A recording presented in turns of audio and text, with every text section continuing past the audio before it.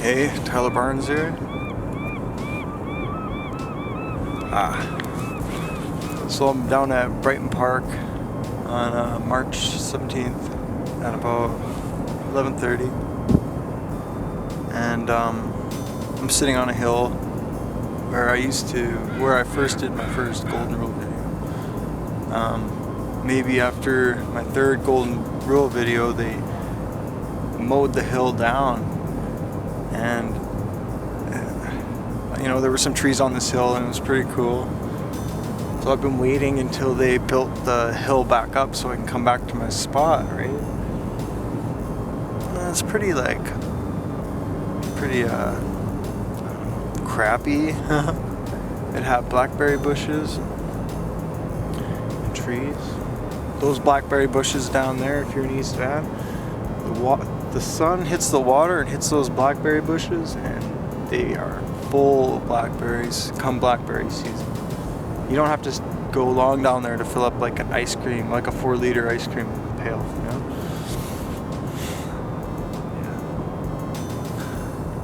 So I got this philosophy about the snake energy, like the kundalini in the bottom of your spine, and then the heart energy or the lion energy, which is the center, or where you find balance, where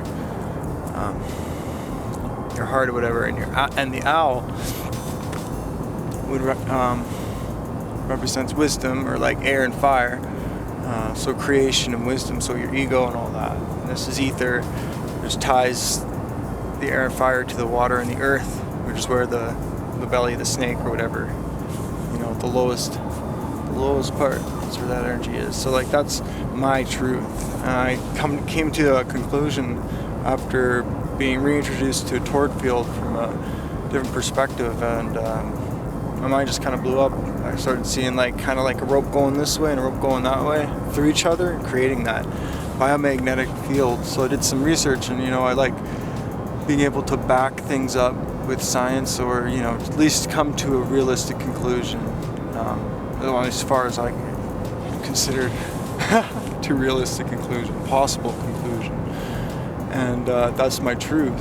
And I just came to a point in my life where I figured I was gonna be who I am, know thyself, and do yourself do the best you can with yourself. So that was my truth, and it all comes from looking within myself and knowing my truth. No one can tell you what your truth is, right? You have to know what it is. But if your truth comes down to taking force or concealing force, then you have to perhaps reevaluate your situation, But yeah, so the armor of truth for me is that philosophy of the Torah, and to wear it and to give it integrity and take it on. I also wrote the light language of 13 symbols or 12 symbols based on alchemical symbols, runes, and I think some Hebrew as well. I think maybe one letter, but that's my truth. And once you find that truth, once you are vibrating at a pure level, you will sense people on a pure level. And because you're so far, if you get so far out, you're more sensitive to people on the other side, kind of like the illusioned. So you can sense the illusioned, the more when you're out. I wouldn't say illusion, I don't know what I'd say, more like people who are more willing to conceal,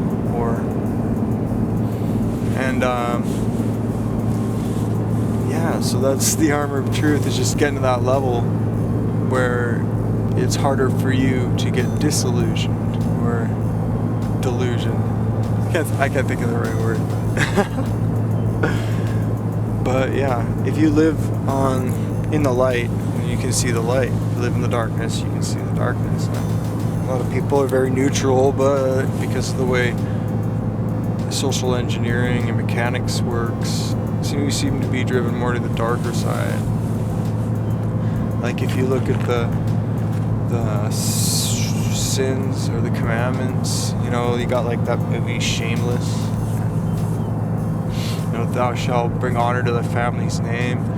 We're watching, you know, something that goes against that. And if you're spending too much time watching TV, you know, your family may be suffering as well. You may be living through maybe projecting into a black hole.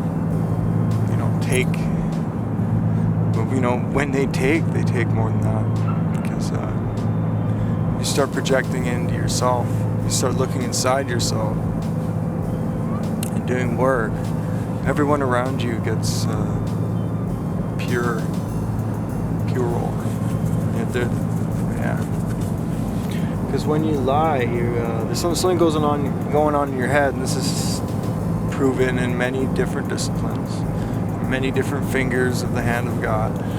You know what I'm saying? Physiologically, when you lie, there's a chemical reaction in your bioelectromagnetic field. When you lie, there is a change in the vibration of your voice, or your words will change. Your aura, I'm sure, would be affected. So you can't get around it. When you lie, you're doing something to yourself. You're disillusioning yourself. So you're getting more experience in that world. Telling the truth, now that's a beautiful thing. The truth shall set you free. You got nothing to hide. You know? I mean, once you walk that path, and there's no such thing as a perfect path. I mean, if you didn't talk, you'd never lie, right? But even then, your body may have tells. You know, you study like tells of people's eyes, you know, even their body, the sides of their body. Look at the biofield or whatever, that big egg or donut-shaped field that comes from your heart and goes up and out. Yeah, so but the truth is just like polishing yourself. Think about it like a video game, or even think about it like a video game where you know, every time you tell the truth you score, or you pass a level, and like every time you lie you're doing damage to yourself. You know what I'm saying? Because like the word for apocalypse, or the meaning's a little skewed when it actually just means like an unveiling or an unsheathing or the great deception or whatever, you know. There we go again. And I'm sure that is all what's going on, right? So eventually we're going to be living in a time of truth. If this is a time of truth, a time of deception, oh God, I can't even imagine. So we will be entering a time of truth, or an unveiling. Whenever that is, who knows? And who knows? Maybe it's linked to astrology, you know, the sine wave. The sine wave that when you go like that, turns into the zodiac. You know what I'm saying? You know, like, one thing I really like about words is truth is in words. You research what words mean, where they are. You study why language is geared a certain way. You look at all these things. You're looking at a collective conscious mind, and depending on how far it is away from the light, like for instance, Hebrew is more of a light language or a spirit language, which means, you know, you got like less syllables and it's more of a expression of force, whereas now it's an expression of intellect, or sex or whatever, you know. But words are, I want to talk about words and something else. I just wanted to show you a little bit of the truth that's in words. When you know, if God speaks, He creates a word, right?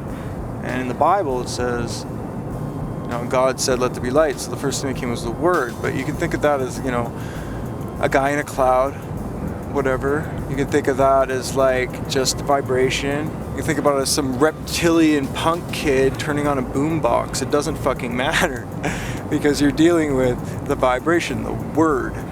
right?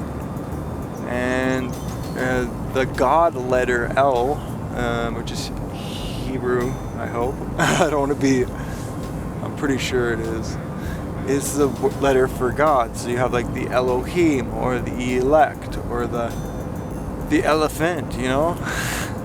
pretty big. Yeah, I wonder, is that like God ghost? Like the Elephantasmo or something? So that's a little bit of truth. So our world is a word of God. Okay? And in a universe. So we could be likened to a song or a book. We could all be writing a story. Sichet from Egypt would write down everything, absolutely everything, record everything. It's very interesting, especially like I don't know if you guys know Jaydreamers. He's awesome. I watch him, and I'm always watching videos of like, yeah, this is my live stream, and it's not live. I'm like, I feel like I missed something. You know, as long as I get some truth out of that, it's all good. Because you can feel it. If you look for truth, you become a truth magnet. You know, you breathe truth, so you're gonna go where you breathe, and what you breathe is gonna come to you. It's like, but you know, you gotta crave truth. And telling the truth is a beautiful thing, and the truth shall set you free. I'm sure we all know what it feels like to have a lie over our heads. You know, I'm sure we all know that shit feeling, and what it does to you psychologically is it makes you more looking inside yourself instead of looking outward. Where if you're always looking inside yourself, you know what I'm saying?